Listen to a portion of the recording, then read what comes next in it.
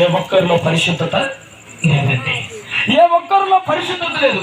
పరిశుద్ధత లేకపోతే ఏమైతుందంటే పరిశుద్ధత లేకుండా ఏ ఒక్కరిను ప్రభువుని చూడలేరు. మత్తయి సువార్త 5వ అధ్యాయంలో రాయబడింది, హృదయ శుద్ధి గల వారు ధన్యులు, వారు మాత్రమే దేవుని ప్రియులారా. చూడండి, చదవండి. మత్తయి సువార్త 5వ అధ్యాయం. దేవుని కుమారులుగా దేవుని కుమార్తెలను మార్చబడాలంటే, దేవుని నువ్వు చూడాలి అంటే అక్కడ ఏం రాయబడిందంటే నీకు హృదయ శుద్ధి ఉండాలా.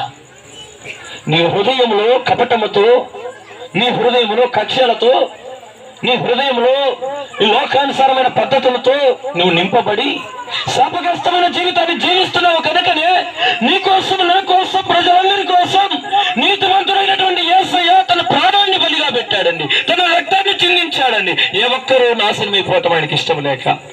ఈయన ప్రేమను నువ్వు గుర్తుపడితే ఎంత మంచిది. రాత్రి వేళ సమయంలో ఎన్నోసార్లు వింటున్నావు, కానీ వినడం మటుకు వింటున్నావు, కానీ దాన్ని గ్రహించకుండా వెళ్ళిపోతా ఉన్నావు. ఎందుకంటే ఒక ఇంటికి వెళ్ళాను నేను దర్శించడానికి.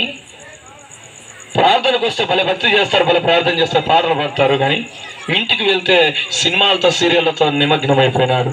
ఎంత బాధ అనిపించిందో. ఎవరిని మోసం చేస్తున్నారు? నేను పోతే టక్కున టక్ టక్ టక్ టక్ అన్నీ ఆపేసినారు. వాళ్ళు ఆపేటప్పుడు పొరపాటున ఏమాపినారంటే కరెంటు లైట్లు అన్నీ ఆపేసినారు, ఫ్యాన్లు ఆపినారు. చూడండి ప్రియులారా, అక్కడికి అప్పటికి ఏమైపోయింది? ఆపాల్సింది ఆపని పోయి ఏమాపినారు? ఫ్యాన్లు, కరెంటు స్విచ్ బల్బు ఆపినారు. ప్రియులారు చూడండి, అంటే పాస్టర్ అనగా భయపడేది, సేవకులుగా భయపడేది. చూసేది ఎవరు? నువ్వు కూర్చుంటే తెలుసు, నువ్వు లేచుటా తెలుసు, నీకు తలంపు పుట్టుక మునిపే నీ తలంపులు ఎరిగిన దేవునికి ఆయన చూస్తున్నాడు. ఆయనకు భయపడాలా?